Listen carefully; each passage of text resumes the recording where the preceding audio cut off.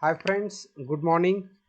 Myself Mr. V.R. Sanaf, lecturer of Mechanical Engineering Department, KQAK Polytechnic Nasik. Friends, today we are going to discuss about robot and robotics.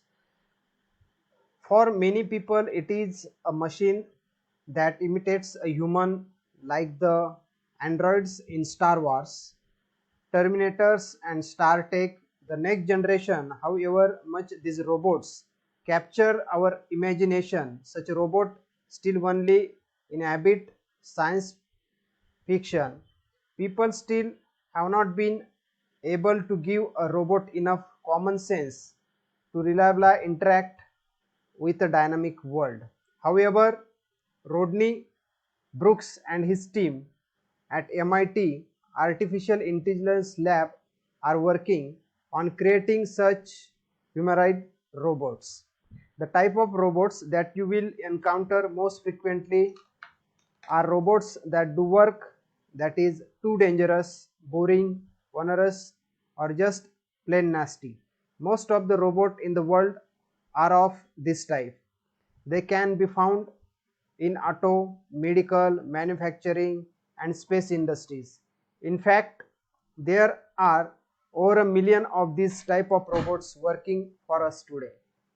So in next slide we will see what is meant by robot and what is meant by robotics. So robot can be defined as automatic apparatus or device that perform a function ordinarily attributed to humans or operates with what appears to be almost human intelligence.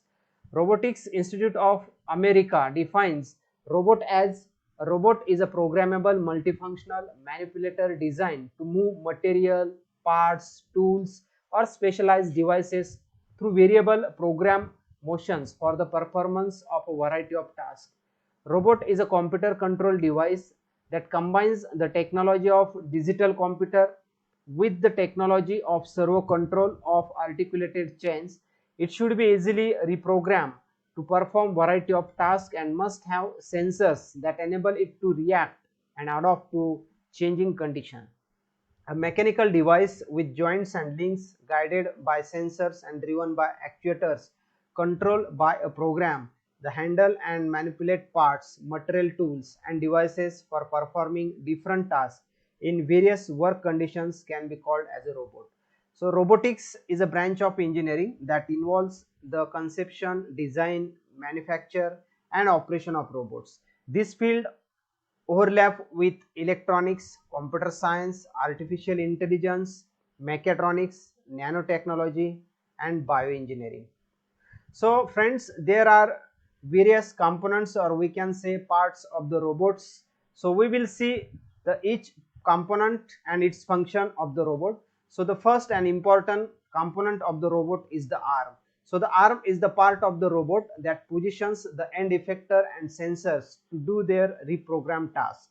Most of the robot arm resembles human arm and have shoulders, elbow, wrist, even fingers. With the movement of robot arm, the shoulder, elbow and wrist move and twist to position the end effector in the exact right spot.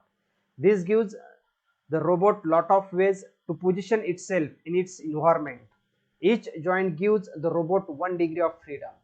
It means that a simple robot arm with 3 degrees of freedom could move in any of 3 directions, that is up and down, left and right, and it can be moved forward as well as backward. Then rotation about base. Industrial robot arm can vary in size and shape. The second and important component of the robot, that is the end effectors.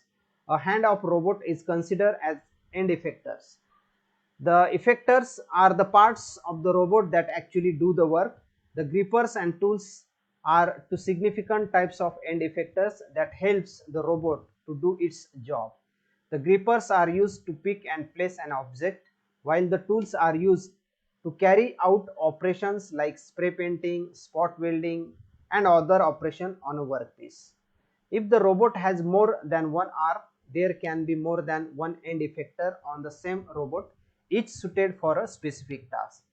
Some robots can change end effectors and be reprogrammed for a different set of tasks. Then another component, that is the actuators. So friends, there are two types of actuators, linear actuators and rotary actuators. An actuator is a device that produces translatory or rotary movement in the links or makes the freedom possible. The actuators are actuated in reaction to the feedback from the sensors. The most important and popular actuator is a motor. It may be DC motor, stepper motor or servo motor, which allows the robot to control a wheel, a switch or even an arm. Stepper motor is controlled by increasing or decreasing the voltage. Servo motor is controlled by slowing or speeding up the motor using a feedback loop. The source of movement, that is drive, can be electric drive, that is motor, or it may be hydraulic drive and pneumatic drive. Then another and important component, that is the sensors. A sensor is an element in a control system that acquires a physical parameter and changes it into a signal. The sensor send information in the form of electronic signal back to the controller. Sensors also give the robot controller information about its surroundings and let it know the exact position of the arm. Sensors can also assist end effectors by adjusting for part variances. To know the position of each joint in the mechanical linkage, potentiometer or end cover or encoders are used as a sensors. Tachometers or accelerometers are used to measure the velocity and acceleration at each joint. Vision sensors, for example, camera, laser range finders, acoustic sensors, that is ultrasonic ranging system, touch sensors are used to detect objects in the environment. Microphones allow robot to detect sound. Sensors such as buttons embedded in bumpers can allow the robot to determine when it has collided with an object or a wall. Then another component, that is the controllers. Every robot is connected to a computer that coordinates both the arm to work together. This computer is known as a controller. The controller function as the brain of the robot. The controller also allows a robot to be networked to other systems so that it may work together with other machines, processes or robots. The robotic arm controller runs set of instructions written in code called a program. The controller actually is some electronic device which receives the signal from the sensors and provide it to the drives to actuate the actuator. The actuation produced is a feedback to the controller by the feedback element, which is compared with the given input and further action is taken by the controller.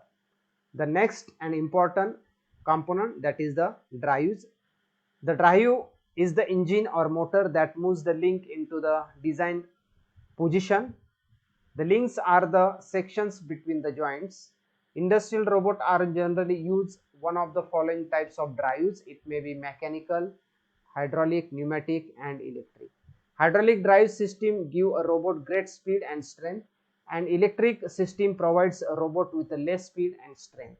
Pneumatic drive system are used for smaller robots that have fewer access of movements. Then next, that is the software. The software used consists of several levels.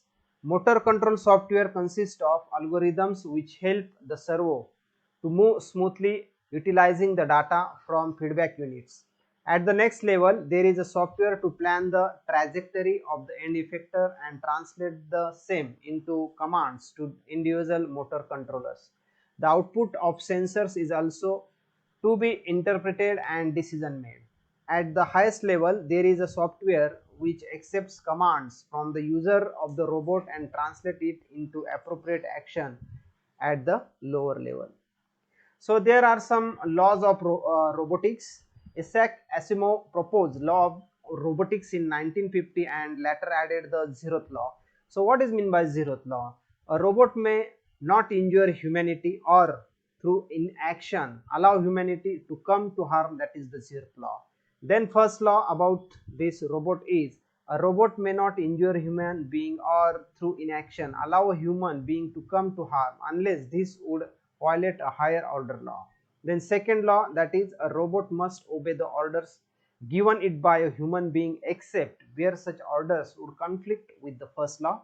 And third law, that is a robot must protect its own existence as long as such protection does not conflict with the first or second law.